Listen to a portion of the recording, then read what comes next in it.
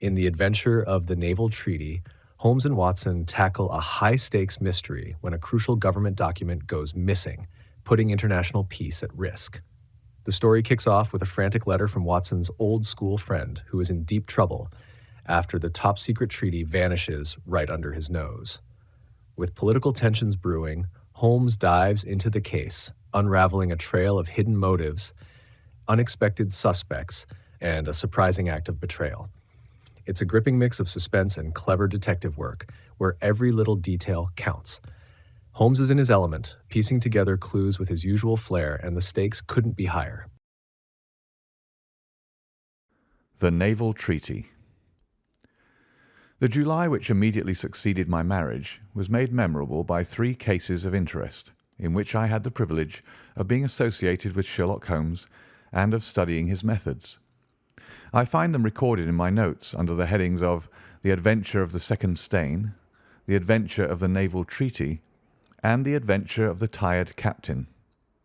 The first of these, however, deals with interest of such importance and implicates so many of the first families in the kingdom that for many years it will be impossible to make it public. No case, however, in which Holmes was engaged has ever illustrated the value of his analytical methods so clearly or has impressed those who were associated with him so deeply. I still retain an almost verbatim report of the interview in which he demonstrated the true facts of the case to Monsieur de Buch of the Paris police, and Fritz von Waldbaum, the well-known specialist of Danzig, both of whom had wasted their energies upon what proved to be side issues.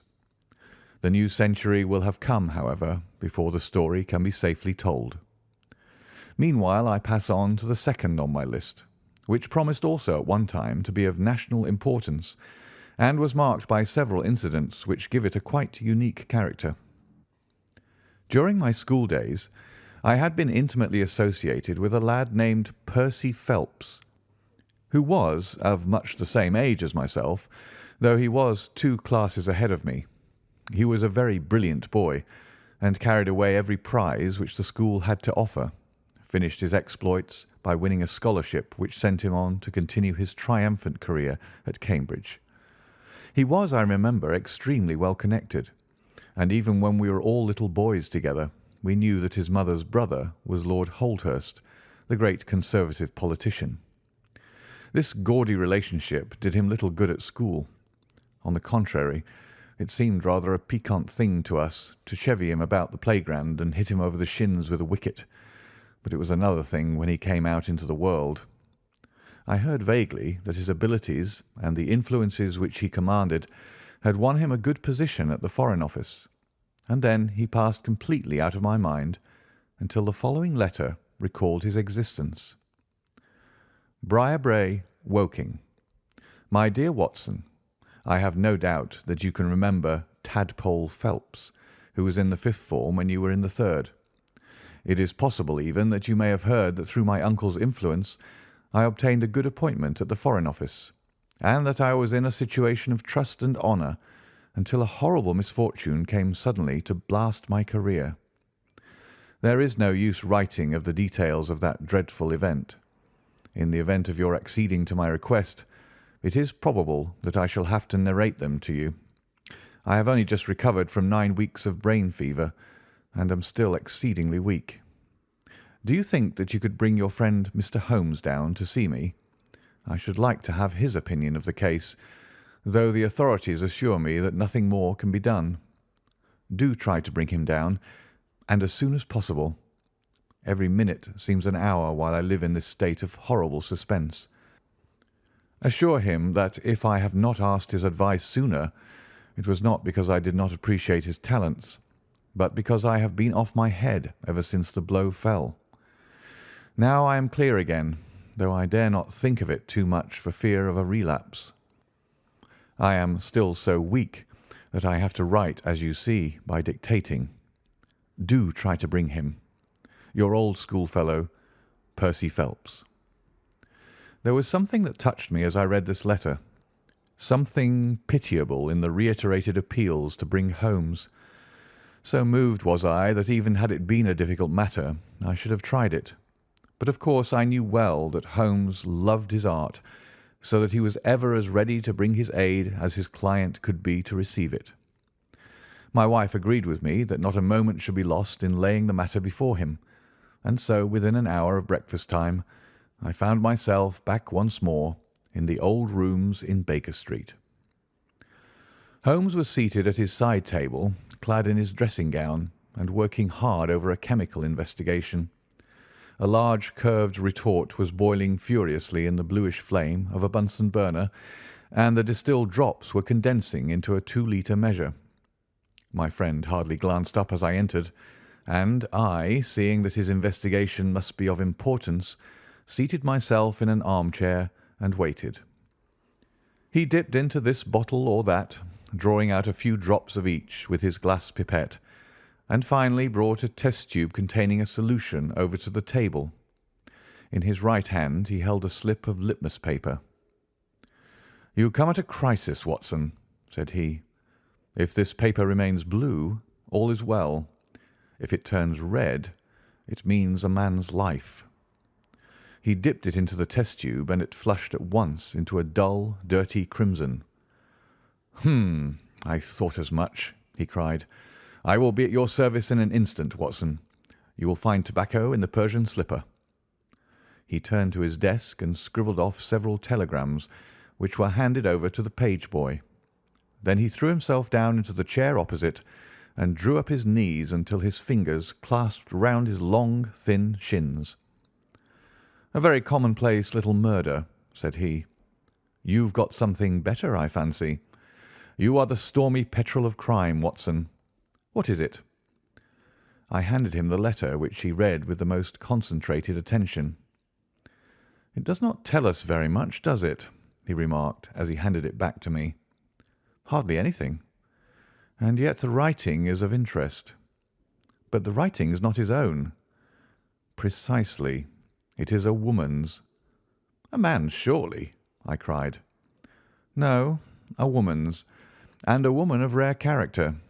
You see, at the commencement of an investigation, it is something to know that your client is in close contact with someone who, for good or evil, has an exceptional nature. My interest is already awakened in the case. If you are ready, we will start at once for Woking, and see this diplomatist who is in such evil case, and the lady to whom he dictates his letter." We were fortunate enough to catch an early train at Waterloo, and in a little under an hour we found ourselves among the fir woods and the heather of Woking.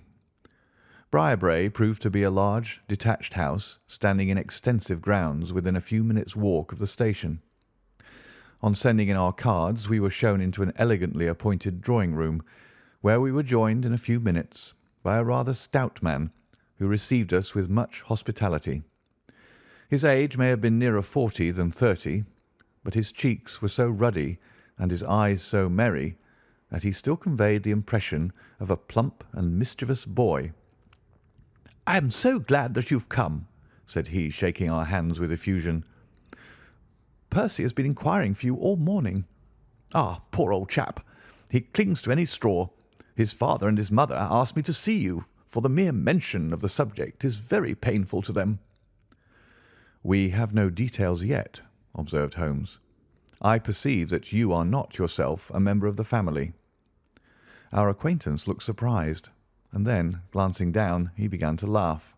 "Of course you saw the J.H. monogram on my locket," said he. "For a moment I thought you had done something clever. Joseph Harrison is my name, and as Percy is to marry my sister Annie, I shall at least be a relation by marriage. You will find my sister in his room, for she has nursed him hand and foot this 2 months back. Perhaps we'd better go in at once, for I know how impatient he is." The chamber in which we were shown was on the same floor as the drawing-room. It was furnished partly as a sitting and partly as a bedroom, with flowers arranged daintily in every nook and corner. A young man, very pale and worn, was lying upon a sofa near the open window, through which came the rich scent of the garden and the balmy summer air. A woman was sitting beside him, who rose as we entered. "Shall I leave, Percy?" she asked. He clutched her hand to detain her. "How are you, Watson?" said he cordially. "I should never have known you under that moustache, and I dare say you would not be prepared to swear to me. This, I presume, is your celebrated friend, Mr. Sherlock Holmes." I introduced him in a few words, and we both sat down. The stout young man had left us, but his sister still remained with her hand in that of the invalid. She was a striking-looking woman, a little short and thick for symmetry, but with a beautiful olive complexion, large, dark Italian eyes, and a wealth of deep black hair. Her rich tints made the white face of her companion the more worn and haggard by the contrast. "I won't waste your time," said he, raising himself upon the sofa. "I'll plunge into the matter without further preamble. I was a happy and successful man, Mr. Holmes, and on the eve of being married, when a sudden and dreadful misfortune wrecked all my prospects in life. I was, as Watson may have told you, in the Foreign Office, and through the influences of my uncle, Lord Holdhurst, I rose rapidly to a responsible position. When my uncle became Foreign Minister in this administration, he gave me several missions of trust, and as I always brought them to a successful conclusion, he came at last to have the utmost confidence in my ability and tact. Nearly 10 weeks ago, to be more accurate, on the 23rd of May, he called me into his private room, and after complimenting me on the good work which I had done, he informed me that he had a new commission of trust for me to execute. "This," said he, taking a grey roll of paper from his bureau, "is the original of that secret treaty between England and Italy, of which, I regret to say, some rumours have already got into the public press. It is of enormous importance that nothing further should leak out. The French or the Russian embassy would pay an immense sum to learn the contents of these papers. They should not leave my bureau, were it not that it is absolutely necessary to have them copied. You have a desk in your office?" "Yes, sir." "Then take the treaty and lock it up there. I shall give directions that you may remain behind when the others go, so that you may copy it at your leisure without fear of being overlooked. When you have finished, relock both the original and the draft in the desk, and hand them over to me personally tomorrow morning." I took the papers and— "Excuse me an instant," said Holmes. "Were you alone during this conversation?" "Absolutely." "In a large room?" 30 feet each way." "In the centre?" "Yes, about it." "And speaking low?" "My uncle's voice is always remarkably low. I hardly spoke at all." "Thank you," said Holmes, shutting his eyes. "Pray go on." "I did exactly what he indicated, and waited until the other clerks had departed.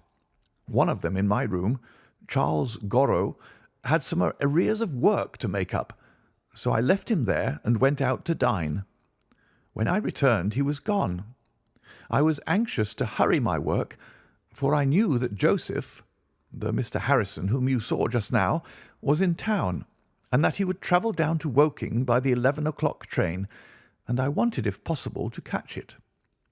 When I came to re-examine the treaty, I saw at once that it was of such importance that my uncle had been guilty of no exaggeration in what he had said. Without going into details, I may say that it defined the position of Great Britain towards the Triple Alliance, and foreshadowed the policy which this country would pursue in the event of a French fleet gaining a complete ascendancy over that of Italy in the Mediterranean. The questions treated in it were purely naval. At the end were the signatures of the high dignitaries who had signed it. I glanced my eyes over it, and then settled down to make my task of copying. It was a long document, written in the French language, and containing 26 separate articles. I copied as quickly as I could, but at 9 o'clock I had only done 9 articles, and it seemed hopeless for me to attempt to catch my train. I was feeling drowsy and stupid, partly from my dinner and also from the effects of a long day's work. A cup of coffee would clear my brain. A commissionaire remains all night in a little lodge at the foot of the stairs, and is in the habit of making coffee at his spirit lamp for any of the officials who may be working overtime. I rang the bell, therefore, to summon him. To my surprise, it was a woman who answered the summons, a large, coarse-faced, elderly woman in an apron. She explained that she was the commissionnaire's wife who did the charring, and I gave her the order for the coffee. I wrote 2 more articles, and then, feeling more drowsy than ever, I rose and walked up and down the room to stretch my legs. My coffee had not yet come, and I wondered what the cause of the delay could be. Opening the door, I started down the corridor to find out. There was a straight passage, dimly lighted, which led from the room in which I had been working, and was the only exit from it. It ended in a curving staircase, with the commissionnaire's lodge in the passage at the bottom. Halfway down this staircase is a small landing with another passage running into it at right angles. This second one leads by means of a second small stair to a side door used by servants and also as a short-cut by clerks when coming from Charles Street. Here is a rough chart of the place. "Thank you. I think that I quite follow you," said Sherlock Holmes. "It is of the utmost importance that you should notice this point. I went down the stairs and into the hall, where I found the commissionaire fast asleep in his box with the kettle boiling furiously upon the spirit lamp. I took off the kettle and blew out the lamp, for the water was spurting over the floor. Then I put out my hand and was about to shake the man, who was still sleeping soundly, when a bell over his head rang loudly, and he woke with a start. "Mr. Phelps, sir," said he, looking at me in bewilderment. "I came down to see if my coffee was ready." "I was boiling the kettle when I fell asleep, sir." He looked at me, and then up at the still quivering bell with an ever-growing astonishment upon his face. "If you was here, sir, then who rang the bell?" he asked. "The bell!" I cried. "What bell is it?" "It's the bell of the room you were working in." A cold hand seemed to close round my heart. Someone, then, was in that room where my precious treaty lay upon the table. I ran frantically up the stair and along the passage. There was no one in the corridors, Mr. Holmes. There was no one in the room. All was exactly as I left it, save only that the papers which had been committed to my care had been taken from the desk on which they lay. The copy was there, and the original was gone. Holmes sat up in his chair and rubbed his hands. I could see that the problem was entirely to his heart. "Pray, what did you do then?" he murmured. "I recognized in an instant that the thief must have come up the stairs from the side door. Of course, I must have met him if he had come the other way." "You were satisfied that he could not have been concealed in the room all the time, or in the corridor which you have just described as dimly lighted?" "It is absolutely impossible. A rat could not conceal himself either in the room or the corridor. There is no cover at all." "Thank you. Pray proceed." "The commissionaire, seeing by my pale face that something was to be feared, had followed me upstairs. Now we both rushed along the corridor and down the steep steps which led to Charles Street. The door at the bottom was closed, but unlocked. We flung it open and rushed out. I can distinctly remember that as we did so there came 3 chimes from a neighbouring clock. It was 10:15. "That is of enormous importance," said Holmes, making a note upon his shirt cuff. "The night was very dark, and a thin, warm rain was falling. There was no one in Charles Street, but a great traffic was going on, as usual in Whitehall, at the extremity. We rushed along the pavement, bareheaded as we were, and at the far corner we found a policeman standing. "'A robbery has been committed,' I gasped. "'A document of immense value has been stolen from the Foreign Office. Has anyone passed this way?' "'I've been standing here for a quarter of an hour, sir,' said he. "'Only one person has passed during that time, a woman. tall and elderly, with a paisley shawl." "Oh, that is only my wife," cried the commissionaire. "Has no one else passed?" "No one." "Then it must be the other way that the thief took," cried the fellow, tugging at my sleeve. But I was not satisfied, and the attempts which he made to draw me away increased my suspicions. "Which way did the woman go?" I cried. "I don't know, sir. I noticed her pass, but I had no special reason for watching her. She seemed to be in a hurry." "How long ago was it?" "Oh, not very many minutes." "Within the last 5?" "Well, it could not be more than 5." "You're only wasting your time, sir, and every minute now is of importance," cried the commissionaire. "Take my word for it, that my old woman has nothing to do with it, and come down to the other end of the street. Well, if you won't, I will." And with that he rushed off in the other direction. But I was after him in an instant and caught him by the sleeve. "Where do you live?" said I. 16 Ivy Lane, Brixton," he answered. "But don't let yourself be drawn away upon a false scent, Mr. Phelps. Come to the other end of the street and let us see if we can hear of anything." Nothing was to be lost by following his advice. With the policeman we both hurried down, but only to find the street full of traffic, many people coming and going, but all only too eager to get to a place of safety upon so wet a night. There was no lounger who could tell us who had passed. Then we returned to the office and searched the stairs and the passage without result. The corridor which led to the room was laid down with a kind of creamy linoleum, which shows an impression very easily.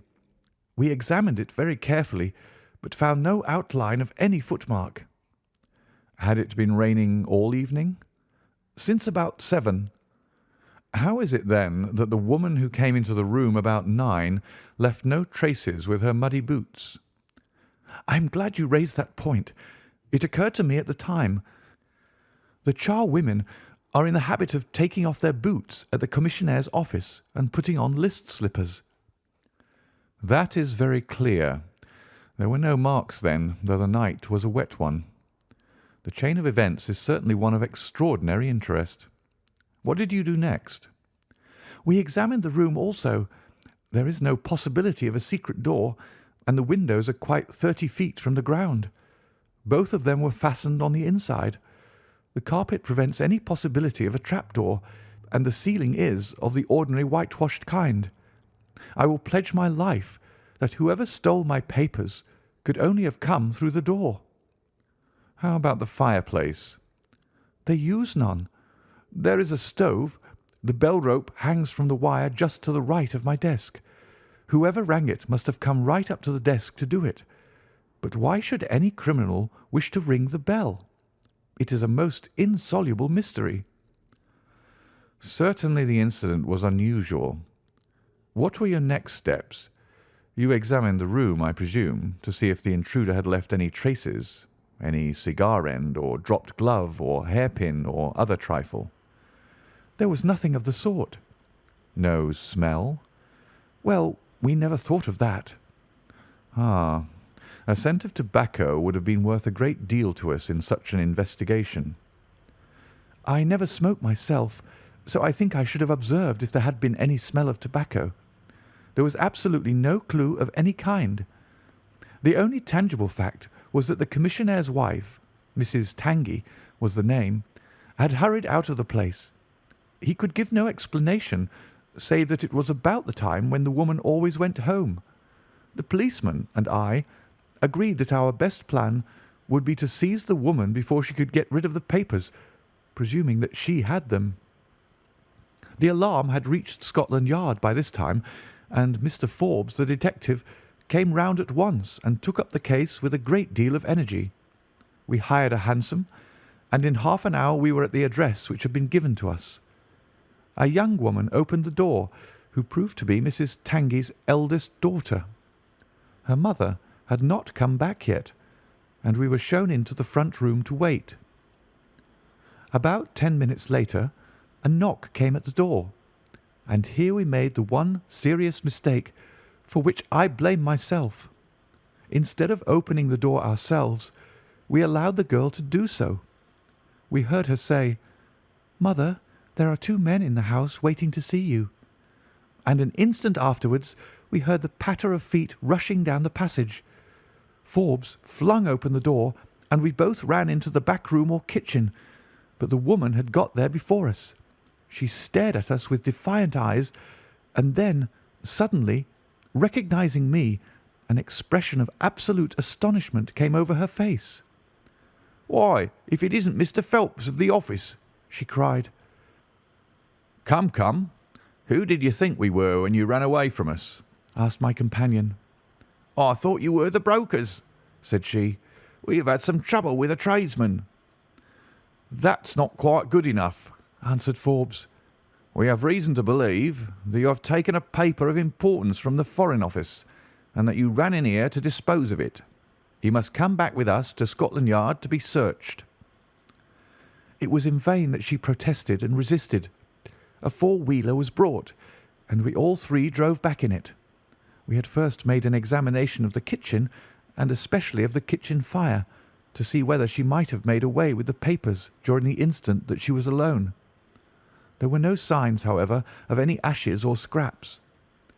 When we reached Scotland Yard, she was handed over at once to the female searcher. I waited in an agony of suspense until she came back with her report. There were no signs of the papers. Then, for the first time, the horror of my situation came in its full force. Hitherto, I had been acting, and action had numb thought. I had been so confident of regaining the treaty at once that I had not dared to think of what would be the consequence if I failed to do so. But now there was nothing more to be done, and I had leisure to realize my position. It was horrible. Watson there would tell you that I was a nervous, sensitive boy at school. It is my nature. I thought of my uncle and of his colleagues in the cabinet, of the shame which I had brought upon him, upon myself, upon everyone connected with me. What though I was the victim of an extraordinary accident? No allowance is made for accidents where diplomatic interests are at stake. I was ruined, shamefully, hopelessly ruined. I don't know what I did. I fancy I must have made a scene. I have a dim recollection of a group of officials who crowded round me, endeavouring to soothe me. One of them drove down with me to Waterloo and saw me into the Woking train. I believe that he would have come all the way, had it not been that Dr. Ferrier, who lives near me, was going down by that very train. The doctor most kindly took charge of me, and it was well he did so, for I had a fit in the station, and before we reached home I was practically a raving maniac. You can imagine the state of things here when they were roused from their beds by the doctor's ringing and found me in this condition. Poor Annie here and my mother were broken-hearted. Dr. Ferrier had just heard enough from the detective at the station to be able to give an idea of what had happened, and his story did not mend matters.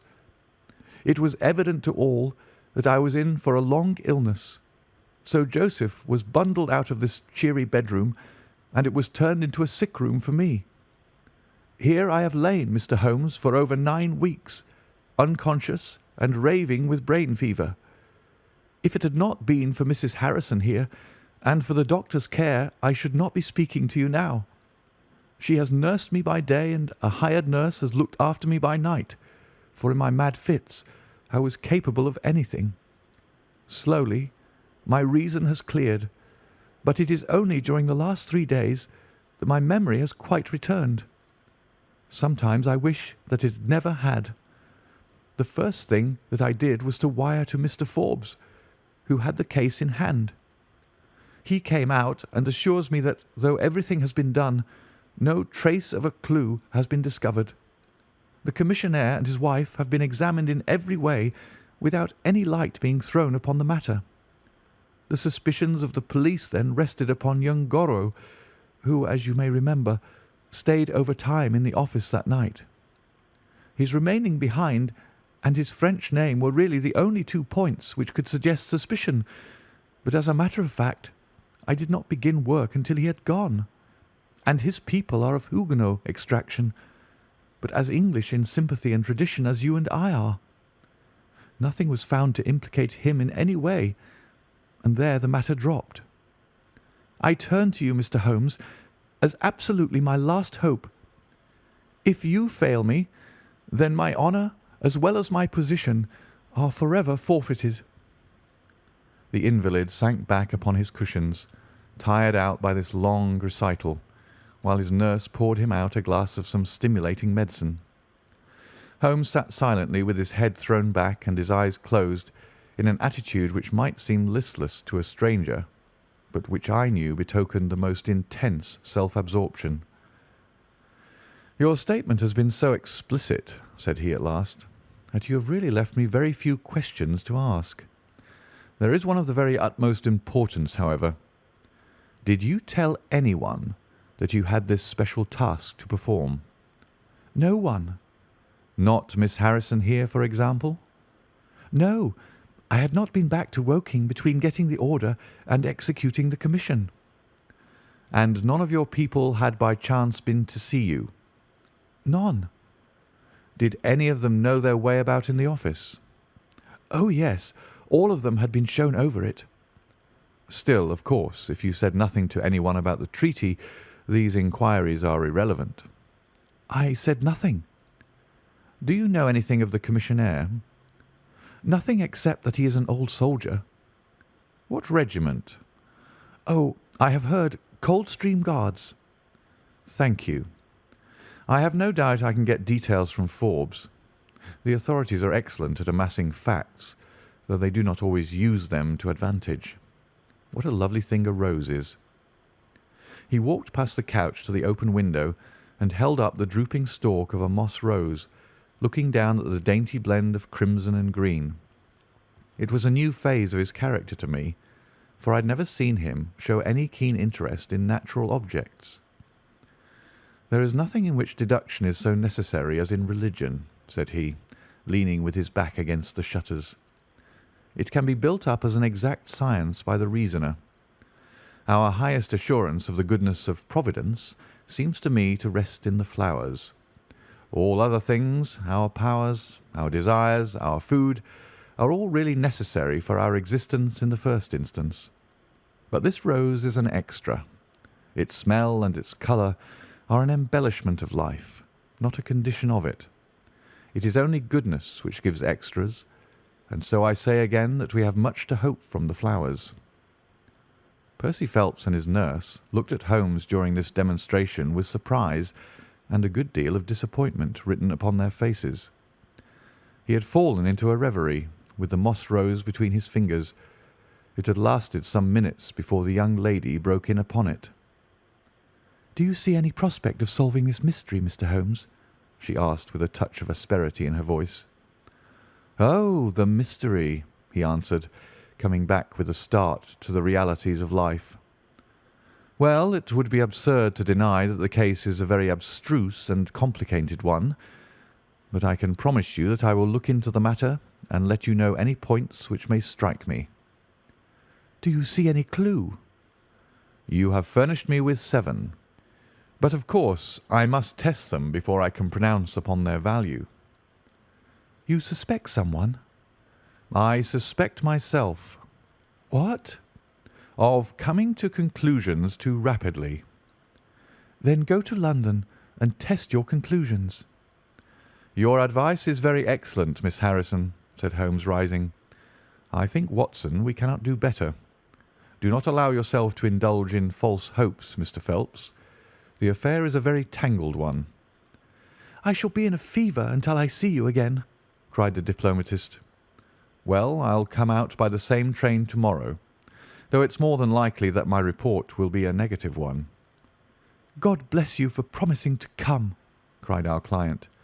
"It gives me fresh life to know that something is being done. By the way, I have had a letter from Lord Holdhurst." "Ha! What did he say?" "He was cold, but not harsh. I dare say my severe illness prevented him from being that. He repeated that the matter was of the utmost importance, and added that no steps would be taken about my future, by which he means, of course, my dismissal, until my health was restored and I had an opportunity of repairing my misfortune." "Well, that was reasonable and considerate," said Holmes. "Come, Watson, for we have a good day's work before us in town." Mr. Joseph Harrison drove us down to the station, and we were soon whirling up in a Portsmouth train. Holmes was sunk in profound thought, and hardly opened his mouth until we had passed Clapham Junction. "It's a very cheery thing to come into London by any of these lines which run high and allow you to look down upon the houses like this." I thought he was joking, for the view was sordid enough, but he soon explained himself. "Look at those big, isolated clumps of building rising up above the slates like brick islands in a lead-coloured sea. The board schools? Lighthouses, my boy, beacons of the future, capsules with hundreds of bright little seeds in each, out of which will spring the wise, better England of the future. I suppose that man Phelps does not drink?" "I should not think so." "Nor should I, but we are bound to take every possibility into account. The poor devil has certainly got himself into very deep water, and it's a question whether we shall ever be able to get him ashore. What did you think of Miss Harrison?" "A girl of strong character." "Yes, but she is a good sort, or I am mistaken. She and her brother are the only children of an ironmaster somewhere up Northumberland way. He got engaged to her when travelling last winter, and she came down to be introduced to his people with her brother as escort. Then came the smash, and she stayed on to nurse her lover, while brother Joseph, finding himself pretty snug, stayed on too. I've been making a few independent inquiries, you see, but today must be a day of inquiries." "My practice," I began. "Oh, if you find your own cases more interesting than mine," said Holmes with some asperity. "I was going to say that my practice could get along very well for a day or two, since it is the slackest time in the year." "Excellent," said he, recovering his good humour. "Then we'll look into this matter together. I think that we should begin by seeing Forbes. He can probably tell us all the details we want until we know from what side the case is to be approached." "You said you had a clue?" "Well, we have several, but we can only test their value by further inquiry. The most difficult crime to track is the one which is purposeless. Now, this is not purposeless. Who is it who profits by it? There is the French ambassador, there is the Russian, there is whoever might sell it to either of these, and there is Lord Holdhurst." "Lord Holdhurst?"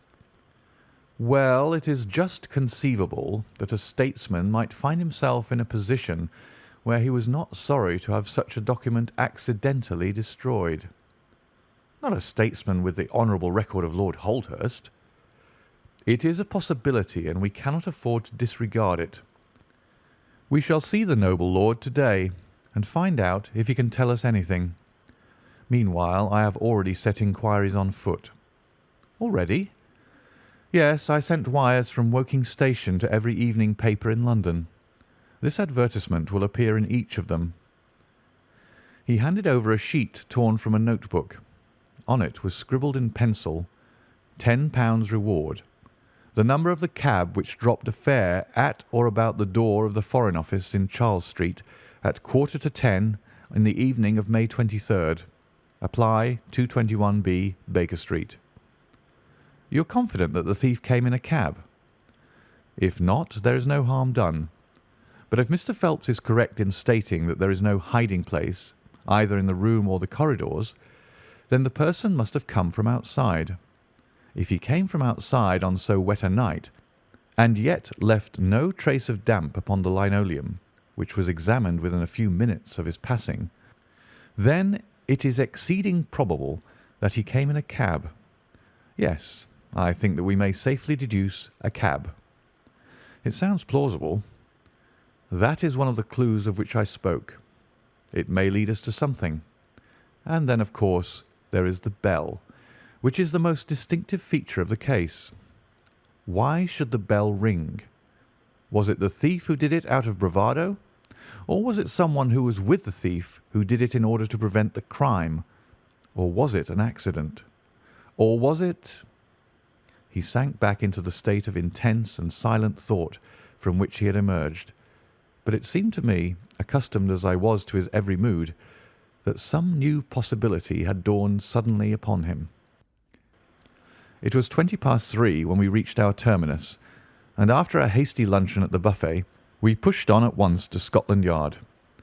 Holmes had already wired to Forbes, and we found him waiting to receive us, a small, foxy man with a sharp but by no means amiable expression. He was decidedly frigid in his manner to us, especially when he heard the errand upon which we had come. "I've heard of your methods before now, Mr. Holmes," said he tartly. "You're ready enough to use all the information that the police can lay at your disposal, and then you try to finish the case yourself and bring discredit on 'em." "On the contrary," said Holmes, "out of my last 53 cases my name has only appeared in 4, and the police have had all the credit in 49. I don't blame you for not knowing this, for you are young and inexperienced, but if you wish to get on in your new duties, you will work with me and not against me." "I'll be very glad of a hint or two," said the detective, changing his manner. "I've certainly had no credit from the case so far." "What steps have you taken?" "Tanguy, the commissionaire, has been shadowed. He left the Guards with a good character, and we can find nothing against him. His wife is a bad lot, though. I fancy she knows more about this than appears." "Have you shadowed her?" "We have set one of our women on to her. Mrs. Tanguy drinks, and our woman has been with her twice when she was well on, but she could get nothing out of her." "I understand that they have brokers in the house." "Yes, but they were paid off." "Where did the money come from?" "That was all right. His pension was due. They have not shown any sign of being in funds." "What explanation did she give of having answered the bell when Mr. Phelps rang for the coffee?" "She said that her husband was very tired and she wished to relieve him." "Well, certainly that would agree with his being found a little later asleep in his chair. There is nothing against them, then, but the woman's character. Did you ask her why she hurried away that night? Her haste attracted the attention of the police constable." "She was later than usual and wanted to get home." "Did you point out to her that you and Mr. Phelps, who started at least 20 minutes after her, got home before her?" "She explains that by the difference between a bus and a hansom." "Did she make it clear why, on reaching her house, she ran into the back kitchen?" "Because she had the money there with which to pay off the brokers." "She has at least an answer for everything.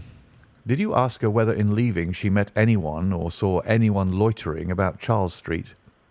"She saw no one but the constable." "Well, you seem to have cross-examined her pretty thoroughly. What else have you done?" "The clerk, Gorrow, has been shadowed all these 9 weeks, but without result. We can show nothing against him."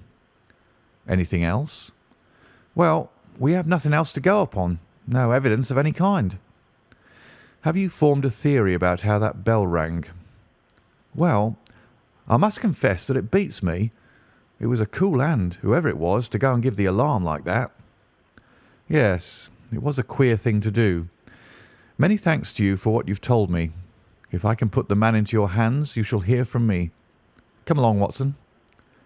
"Where are we going to now?" I asked as we left the office. "We are now going to interview Lord Holdhurst, the Cabinet Minister and future Premier of England." We were fortunate in finding that Lord Holdhurst was still in his chambers in Downing Street, and on Holmes sending in his card we were instantly shown up. The statesman received us with that old-fashioned courtesy for which he is remarkable, and seated us on the 2 luxuriant loungers on either side of the fireplace. Standing on the rug between us, with his slight, tall figure, his sharp features, thoughtful face, and curling hair prematurely tinged with grey, he seemed to represent that not too common type, a nobleman who is in truth noble. "Your name is very familiar to me, Mr. Holmes," said he, smiling, "and of course I cannot pretend to be ignorant of the object of your visit. There has only been one occurrence in these offices which could call for your attention. In whose interest are you acting, may I ask?" "In that of Mr. Percy Phelps," answered Holmes.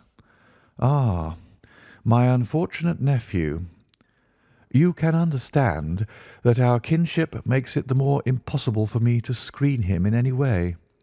I fear that the incident must have a very prejudicial effect upon his career."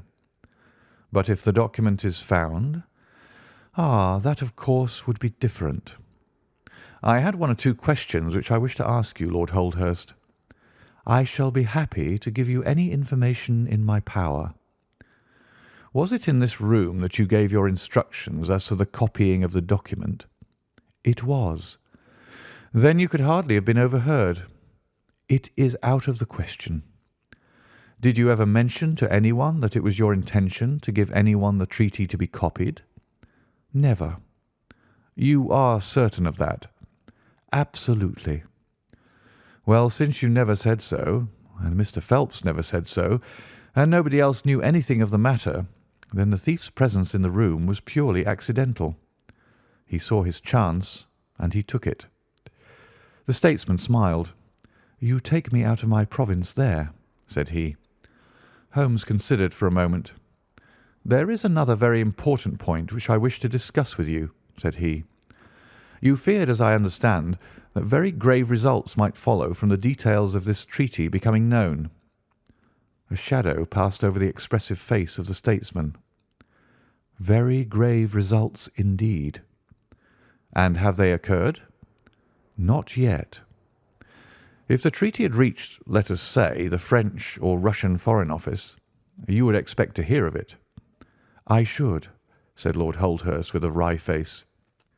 "Since nearly 10 weeks have elapsed, then, and nothing has been heard, it is not unfair to suppose that for some reason the treaty has not reached them." Lord Holdhurst shrugged his shoulders. "We can hardly suppose, Mr. Holmes, that the thief took the treaty in order to frame it and hang it up." "Perhaps he's waiting for a better price." "If he waits a little longer, he will get no price at all. The treaty will cease to be secret in a few months." "That is most important," said Holmes. "Of course, it is a possible supposition that the thief has had a sudden illness."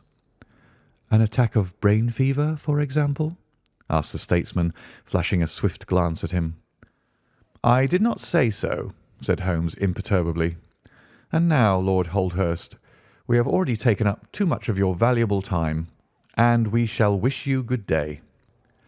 "Every success to your investigation, be the criminal who it may," answered the nobleman as he bowed us out the door. "He's a fine fellow," said Holmes as we came out into Whitehall, "but he has a struggle to keep up his position. He is far from rich and has many calls. You noticed, of course, that his boots had been resold. Now, Watson, I won't detain you from your legitimate work any longer. I shall do nothing more to-day, unless I have an answer to my cab advertisement, but I shall be extremely obliged to you if you would come down with me to Woking to-morrow, by the same train which we took yesterday." I met him accordingly next morning, and we travelled down to Woking together. He had had no answer to his advertisement, he said, and no fresh light had been thrown upon the case. He had, when he so willed it, the utter immobility of countenance of a Red Indian, and I could not gather from his appearance whether he was satisfied or not with the position of the case. His conversation, I remember, was about the Bertillon system of measurements, and he expressed his enthusiastic admiration of the French savant. We found our client still under the charge of his devoted nurse, but looking considerably better than before. He rose from the sofa and greeted us without difficulty when we entered. "Any news?" he asked eagerly. "My report, as I expected, is a negative one," said Holmes. "I have seen Forbes, and I have seen your uncle, and I have set one or two trains of inquiry upon foot which may lead to something." "You have not lost heart, then?" "By no means." "God bless you for saying that," cried Miss Harrison. "If we keep our courage and our patience, the truth must come out." "We have more to tell you than you have for us," said Phelps, reseating himself upon the couch. "I hoped you might have something." "Yes, we have had an adventure during the night, and one which might have proved to be a serious one." His expression grew very grave as he spoke, and a look of something akin to fear sprang up in his eyes. "Do you know," said he, that I begin to believe that I am the unconscious centre of some monstrous conspiracy, and that my life is aimed at as well as my honour." "Ah!" cried Holmes. "It sounds incredible, for I have not, as far as I know, an enemy in the world. Yet from last night's experience I can come to no other conclusion." "Pray let me hear it." "You must know that last night was the very first night that I have ever slept without a nurse in the room. I was so much better that I thought I could dispense with one. I had a night light burning, however. Well, about 2 in the morning I had sunk into a light sleep when I was suddenly aroused by a slight noise. It was like the sound which a mouse makes when it is gnawing a plank, and I lay listening to it for some time under the impression that it must come from that cause. Then it grew louder, and suddenly there came from the window a sharp metallic snick. I sat up in amazement. There could be no doubt what the sounds were now. The first ones had been caused by someone forcing an instrument through the slit between the sashes, and the second by the catch being pressed back. There was a pause then for about 10 minutes, as if the person were waiting to see whether the noise had awakened me. Then I heard a gentle creaking as the window was very slowly opened. I could stand it no longer, for my nerves are not what they used to be. I sprang out of bed and flung open the shutters. A man was crouching at the window. I could see little of him, for he was gone like a flash. He was wrapped in some sort of cloak which came across the lower part of his face. One thing only I am sure of, and that is he had some weapon in his hand. It looked to me like a long knife. I distinctly saw the gleam of it as he turned to run." "This is most interesting," said Holmes. "Pray, what did you do then?" "I should have followed him through the open window if I had been stronger. As it was, I rang the bell and roused the house. It took me some little time, for the bell rings in the kitchen, and the servants are all asleep upstairs. I shouted, however, and that brought Joseph down, and he roused the others. Joseph and the groom found marks on the bed outside the window, but the weather has been so dry lately that they found it hopeless to follow the trail across the grass. There's a place, however, on the wooden fence which skirts the road which shows signs, they tell me, as if someone had got over and had snapped the top of the rail in doing so. I have said nothing to the local police yet, for I thought I had best have your opinion first." This tale of our client's appeared to have an extraordinary effect upon Sherlock Holmes. He rose from his chair and paced about the room in uncontrollable excitement. "Misfortunes never come single," said Phelps, smiling, though it was evident that his adventure had somewhat shaken him. "You have certainly had your share," said Holmes. "Do you think you could walk round the house with me?" "Oh, yes. I should like a little sunshine. Joseph will come too." "And I also," said Miss Harrison.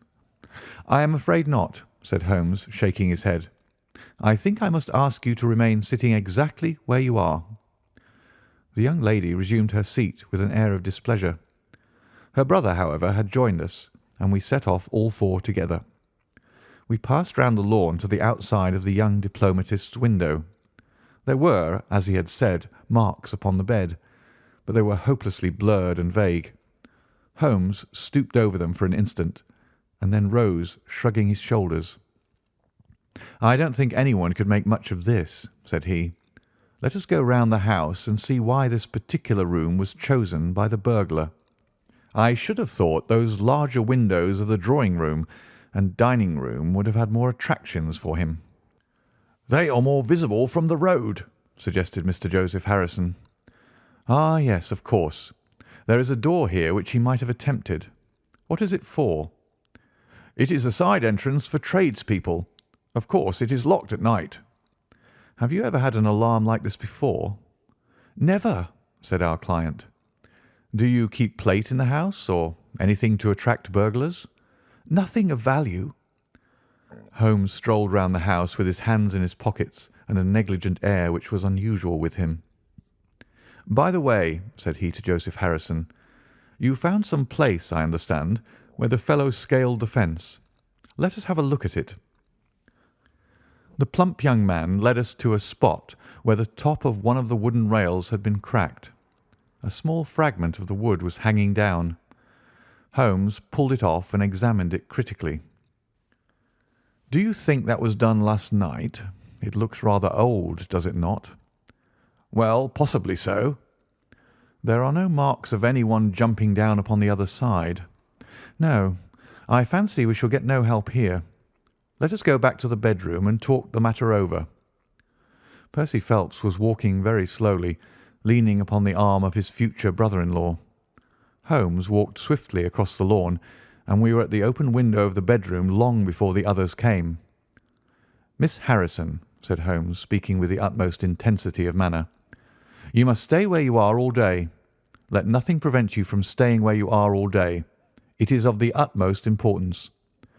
"Certainly, if you wish it, Mr. Holmes," said the girl in astonishment. "When you go to bed, lock the door of this room on the outside and keep the key. Promise to do this."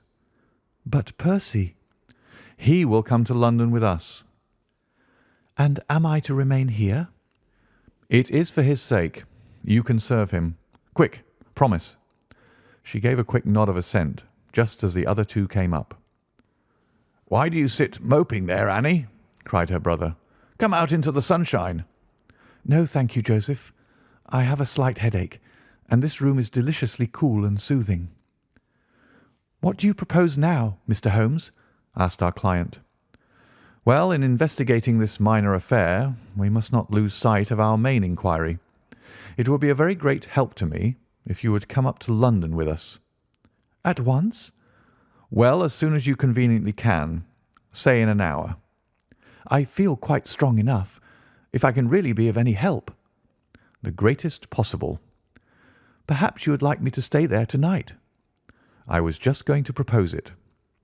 "Then, if my friend of the night comes to revisit me, he will find the bird flown. We are all in your hands, Mr. Holmes, and you must tell us exactly what you would like done. Perhaps you would prefer that Joseph came with us so as to look after me." "Oh, no. My friend Watson is a medical man, you know, and he'll look after you. We'll have our lunch here, if you will permit us, and then we shall all three set off for town together." It was arranged as he suggested, though Miss Harrison excused herself from leaving the bedroom in accordance with Holmes's suggestion. What the object of my friend's manoeuvres was I could not conceive, unless it were to keep the lady away from Phelps, who, rejoiced by his returning health and by the prospect of action, lunched with us in the dining-room. Holmes had a still more startling surprise for us, however, for after accompanying us down to the station and seeing us into our carriage, he calmly announced that he had no intention of leaving Woking. "There are one or two small points which I should desire to clear up before I go," said he. "Your absence, Mr. Phelps, will in some ways rather assist me. Watson, when you reach London, you would oblige me by driving at once to Baker Street with our friend here, and remaining with him until I see you again. It is fortunate that you are old schoolfellows, as you must have much to talk over. Mr. Phelps can have the spare bedroom tonight, and I will be with you in time for breakfast, for there is a train which will take me into Waterloo at 8. "But how about our investigation in London?" asked Phelps ruefully. "We can do that tomorrow. I think that just at present I can be of more immediate use here." "You might tell them at Briarbrae that I hope to be back tomorrow night," cried Phelps as we began to move from the platform. "I hardly expect to go back to Briarbrae," answered Holmes, and waved his hand to us cheerily as we shot out from the station. Phelps and I talked it over on our journey, but neither of us could devise a satisfactory reason for this new development. "I suppose he wants to find out some clue as to the burglary last night, if a burglar it was. For myself, I don't believe it was an ordinary thief." "What is your own idea, then?" "Upon my word, you may put it down to my weak nerves or not, but I believe there is some deep political intrigue going on around me, and that for some reason that passes my understanding, my life is aimed at by the conspirators. It sounds high-flown and absurd, but consider the facts. Why should a thief try to break in at a bedroom window where there could be no hope of any plunder? And why should he come with a long knife in his hand?" You're sure it was not a housebreaker's jimmy?" "Oh, no, it was a knife. I saw the flash of the blade quite distinctly." "But why on earth should you be pursued with such animosity?" "Ah, that is the question." "Well, if Holmes takes the same view, that would account for his action, would it not? Presuming that your theory is correct, if he can lay his hands upon the man who threatened you last night, he will have gone a long way toward finding who took the Naval Treaty. It is absurd to suppose that you have two enemies, one of whom robs you while the other threatens your life."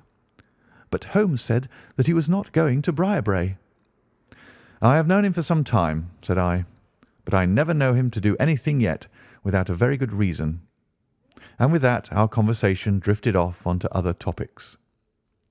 But it was a weary day for me. Phelps was still weak after his long illness, and his misfortune made him querulous and nervous. In vain I endeavoured to interest him in Afghanistan, in India, in social questions, in anything which might take his mind out of the groove.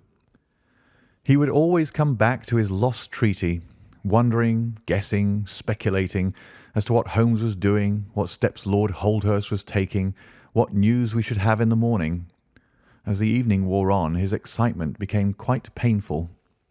"You have implicit faith in Holmes?" he asked. "I have seen him do some remarkable things."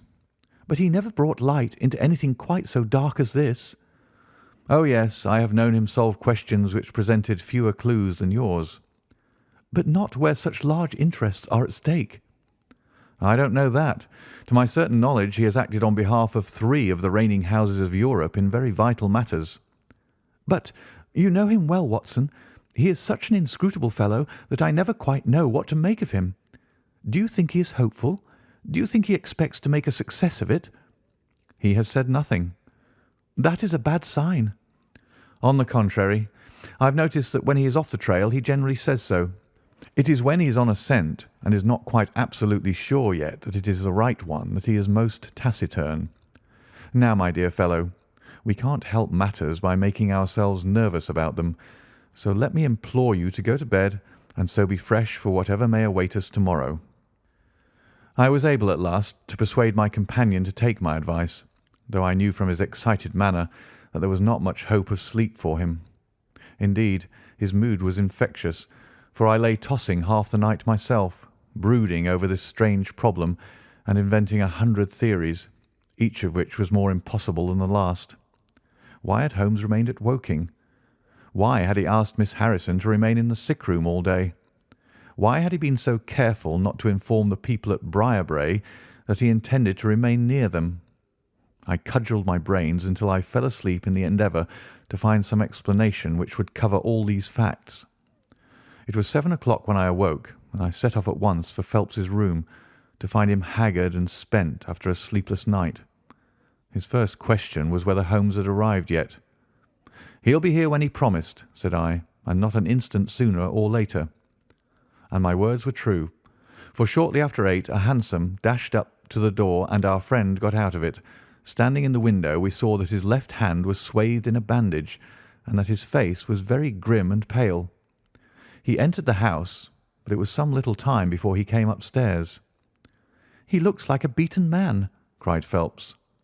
I was forced to confess that he was right. "After all," said I, "the clue of the matter lies probably here in town." Phelps gave a groan. "I don't know how it is," said he, "but I had hoped for so much from his return. But surely his hand was not tied up like that yesterday. What can be the matter?" "You are not wounded, Holmes?" I asked as my friend entered the room. "Tut, it is only a scratch through my own clumsiness," he answered, nodding his good mornings to us. "This case of yours, Mr. Phelps, is certainly one of the darkest which I have ever investigated." "I feared that you would find it beyond you." "It has been a most remarkable experience." "That bandage tells of adventures," said I. "Won't you tell us what has happened?" "After breakfast, my dear Watson. Remember that I have breathed 30 miles of Surrey air this morning. I suppose that there has been no answer from my cabman advertisement. Well, well, we cannot expect to score every time." The table was all laid, and just as I was about to ring, Mrs. Hudson entered with the tea and coffee. A few minutes later she brought in 3 covers, and we all drew up to the table. Holmes ravenous, I curious, and Phelps in the gloomiest state of depression. "Mrs. Hudson has risen to the occasion," said Holmes, uncovering a dish of curried chicken. "Her cuisine is a little limited, but she has as good an idea of breakfast as a Scotchwoman. What have you here, Watson?" "Ham and eggs," I answered. "Good. What are you going to take, Mr. Phelps? Curried fowl or eggs? Or will you help yourself?" "Thank you. I can eat nothing," said Phelps. "Oh, come, try the dish before you." "Thank you. I would really rather not." "Well, then," said Holmes with a mischievous twinkle, "I suppose that you have no objection to helping me?" Phelps raised the cover, and as he did so he uttered a scream, and sat there staring with a face as white as the plate upon which he looked. Across the centre of it was lying a little cylinder of blue-grey paper. He caught it up, devoured it with his eyes, and then danced madly about the room, pressing it to his bosom and shrieking out in his delight. Then he fell back into an armchair, so limp and exhausted with his own emotions that we had to pour brandy down his throat to keep him from fainting. "There, there," said Holmes, soothing, patting him upon the shoulder. "It was too bad to spring it on you like this, but Watson here will tell you that I never can resist a touch of the dramatic." Phelps seized his hand and kissed it. "God bless you!" he cried. "You have saved my honour." "Well, my own was at stake, you know," said Holmes. "I assure you it is just as hateful to me to fail in a case as it can be to you to blunder over a commission." Phelps thrust away the precious document into the innermost pocket of his coat. "I have not the heart to interrupt your breakfast any further, and yet I am dying to know how you got it and where it was." Sherlock Holmes swallowed a cup of coffee and turned his attention to the ham and eggs. Then he rose, lit his pipe, and settled himself down into his chair. "I'll tell you what I did first, and how I came to do it afterwards," said he. "After leaving you at the station, I went for a charming walk through some admirable Surrey scenery to a pretty little village called Ripley, where I had my tea at an inn, and took the precaution of filling my flask and of putting a paper of sandwiches in my pocket. There I remained until evening, when I set off for Woking again, and found myself in the high road outside Briarbrae just after sunset. Well, I waited until the road was clear. It is never a very frequent one at any time, I fancy, and then I clambered over the fence into the grounds." "Surely the gate was open?" ejaculated Phelps. "Yes, but I have a peculiar taste in these matters. I chose the place where the 3 fir trees stand, and behind their screen I got over without the least chance of anyone in the house being able to see me. I crouched down among the bushes on the other side, and crawled from one to the other, witness the disreputable state of my trouser knees, until I had reached the clump of rhododendrons just opposite to your bedroom window.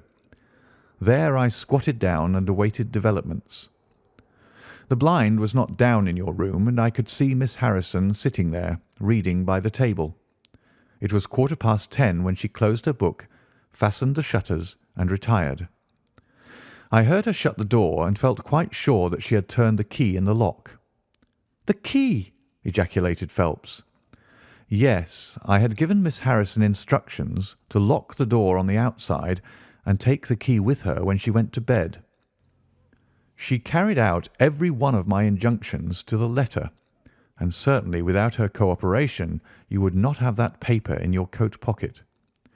She departed then, and the lights went out, and I was left squatting in the rhododendron bush. The night was fine, but still it was a very weary vigil.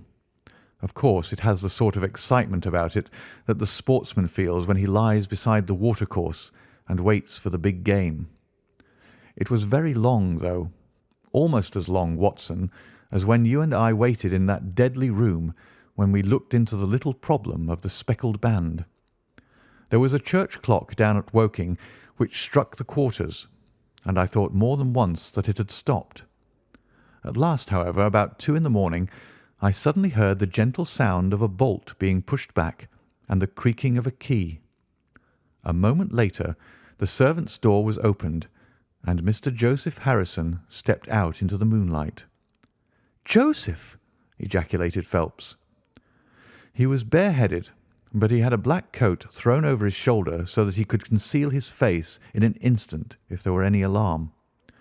He walked on tiptoe under the shadow of the wall, and when he reached the window, he worked a long-bladed knife through the sash and pushed back the catch. Then he flung open the window, and putting his knife through the crack in the shutters, he thrust the bar up and swung them open.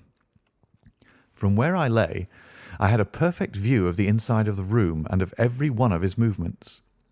He lit the 2 candles which stood upon the mantelpiece, and then he proceeded to turn back the corner of the carpet in the neighbourhood of the door. Presently he stopped and picked out a square piece of board, such as is usually left to enable plumbers to get at the joints of the gas pipes. This one covered, as a matter of fact, the T-joint which gives off the pipe which supplies the kitchen underneath. Out of this hiding place he drew that little cylinder of paper, pushed down the board, rearranged the carpet, blew out the candles, and walked straight into my arms as I stood waiting for him outside the window. Well, he has rather more viciousness than I gave him credit for, has Master Joseph.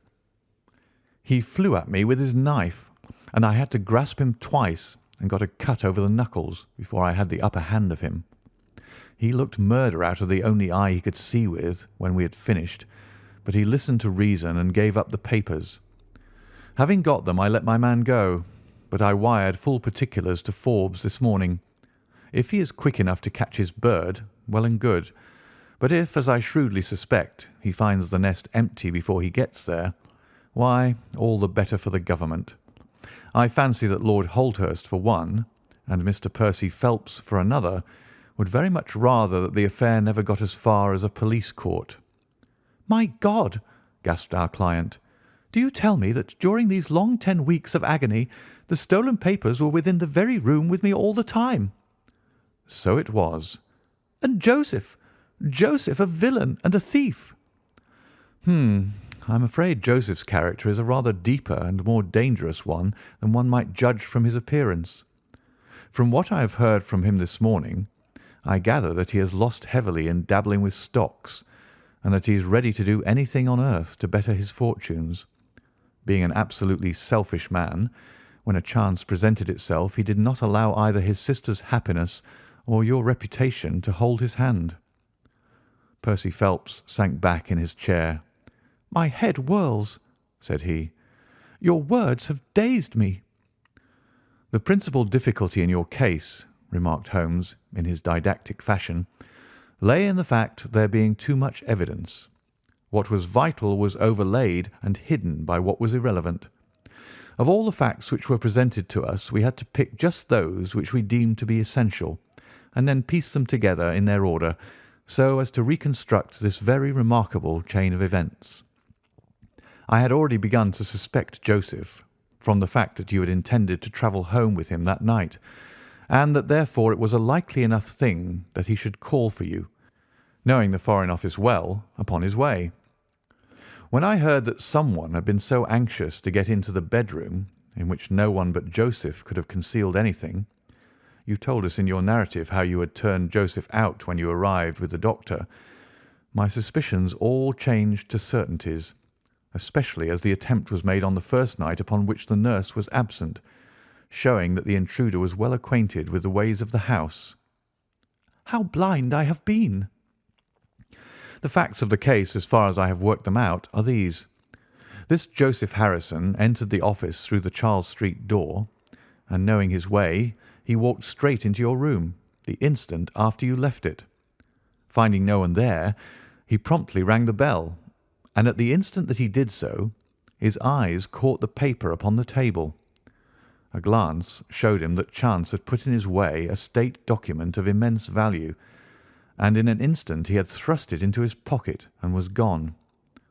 A few minutes elapsed, as you remember, before the sleepy commissionaire drew your attention to the bell, and those were just enough to give the thief time to make his escape. He made his way to Woking by the first train, and having examined his booty and assured himself that it really was of immense value, he had concealed it in what he thought was a very safe place, with the intention of taking it out again in a day or two and carrying it to the French embassy, or wherever he thought that a long price was to be had. Then came your sudden return. He, without a moment's warning, was bundled out of his room, and from that time onward there were always at least two of you there to prevent him from regaining his treasure. The situation to him must have been a maddening one. But at last he thought he saw his chance. He tried to steal in, but was baffled by your wakefulness. You remember that you did not take your usual draught that night. I remember. I fancy that he had taken steps to make that draught efficacious, and that he quite relied upon you being unconscious. Of course, I understood that he would repeat the attempt whenever it could be done with safety. Your leaving the room gave him the chance he wanted. I kept Miss Harrison in it all day so that he might not anticipate us. Then, having given him the idea that the coast was clear, I kept guard as I have described. I already knew that the papers were probably in the room, but I had no desire to rip up all the planking and skirting in search of them. I let him take them, therefore, from the hiding-place, and so saved myself an infinity of trouble. Is there any other point which I can make clear? Why did he try the window on the first occasion, I asked, when he might have entered by the door? In reaching the door, he would have to pass 7 bedrooms. On the other hand, he could get out onto the lawn with ease. Anything else? You do not think, asked Phelps, that he had any murderous intention? The knife was only meant as a tool. It may be so, answered Holmes, shrugging his shoulders. I can only say for certain that Mr. Joseph Harrison is a gentleman to whose mercy I should be extremely unwilling to trust. End of the Naval Treaty.